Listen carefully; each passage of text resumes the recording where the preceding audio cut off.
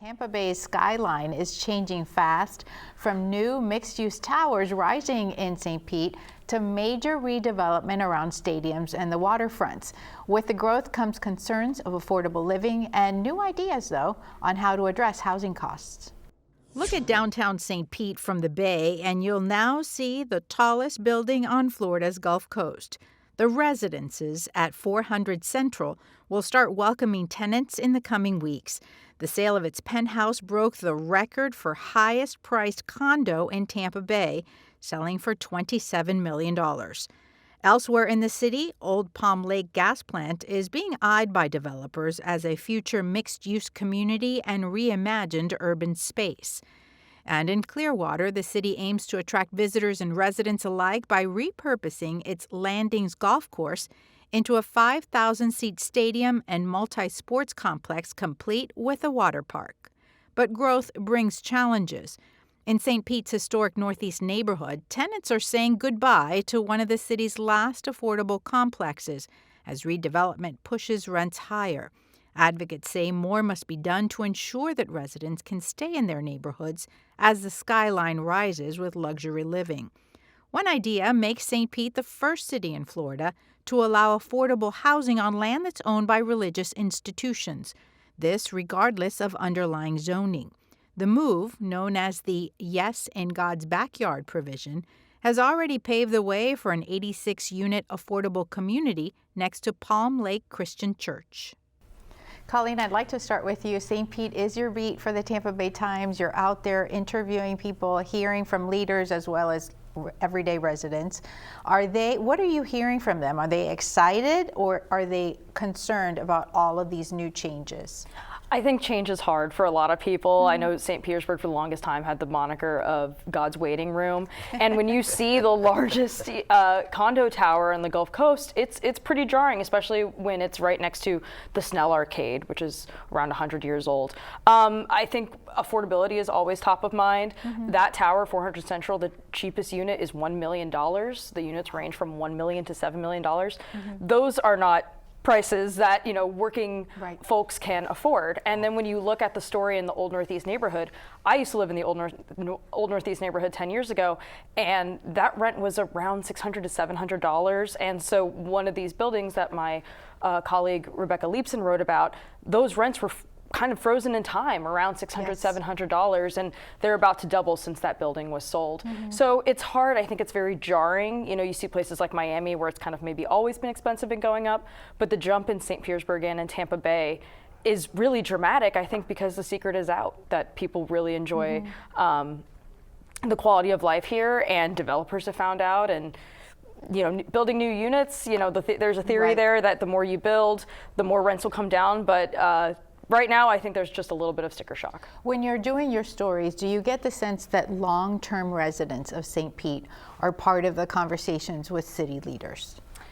There are conversations. I look at the Palm Lake Christian Church, and a lot of neighbors there in Distant Heights did not like that development at all. They did not feel like they were listened to by the city. And so I think a lot of long-term residents, kind of hang on to the St. Petersburg they knew. But new residents are coming in every day, and they're here because they see the development and they see the growth. So change is hard, I think, and it is a balancing act, but I think it's hard to please everyone. What are some of the projects, or what is the area that you are going to be looking most closely to as you look ahead to what could possibly be your first stories in January, right, in St. Pete? We're looking at the development of the historic gas plant district. That is where Tropicana Field is today. Of course, we'll talk about this later. We've got a new Tropicana Field for 3 years, but what happens after 2029 is kind of up in the air. That story is still unwritten.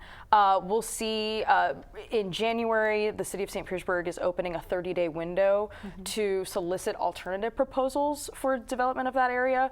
The city received one from ARC, Ellis and Horace, which is a team of 3 entities.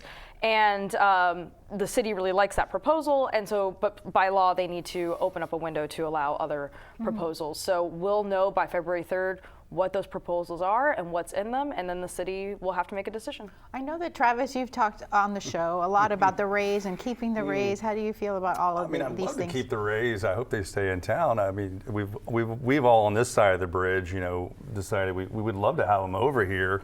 But I don't know how we get that done on some of these stadium deals and how that funding works out. I know some of our leaders, county commissioner, are in love with baseball, and they're friends, and I love baseball as well. But I'm just, I'm not sure how we get the funding on it. I'm fatigued by. I'm still. I will continue to express my fatigue, almost like the pier that went on forever. Now it's the Tropicana Field. Right. When will they get it sorted Victor, out? we'd like for you to weigh in on this in the time. Well, my first job in broadcasting was sports. So I covered, obviously, the Buccaneers from their first in. I did the games in Spanish, no less. But then, the Rays kind of came along, and, we really have more of a history here in Tampa for baseball. We've been a baseball mecca for many years. And growing up here, the Cincinnati Reds were the training team, and now it's the Yankees. So there's a big love for baseball. And a lot of Tampa guys like Lou Piniella or local guys become big major leaguers. So we have a lot of stars that we can look up to. But football is king. And they're the ones that command the most money, and they're there now. I mean, I actually worked for the CIT tax back then 30 years ago, and I can't believe it's been 30 years. But now, ironically, it got renewed.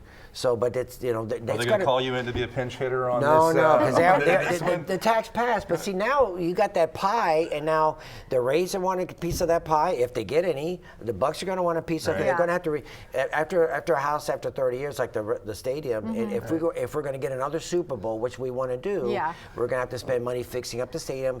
And the cost from $200 million 30 years ago, now it's $1 billion 30 years later. I have to say this, though. I have to say this for the record. I'm glad we've got new ownership in town. Yeah. I mean, they seem to be committed to Tampa Bay, at least. Well, I think it's interesting that the three of you have different angles that you're approaching this topic of the development. I mean, clearly, Colleen talked about the lifestyle and the quality of life and the beautiful scenery that we live in paradise. That's the big draw. And then the two of you have really focused on how sports has really driven a lot of the conversations about development in St. Pete and in the other areas. It's part of the reason I moved to Tampa Bay was we had Major League Baseball, we had NFL, we had hockey.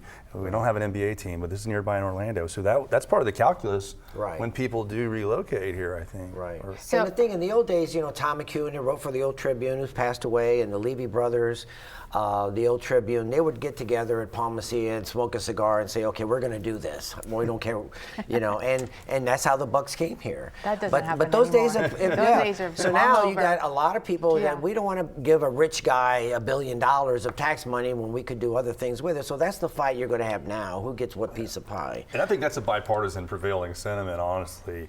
Yes, a lot of we've got our side who doesn't like the crony capitalism, and you've got your side that doesn't want to fund inflation hurting so many families, it's hard to. Many people say it's hard to stomach writing these big checks to the sports teams.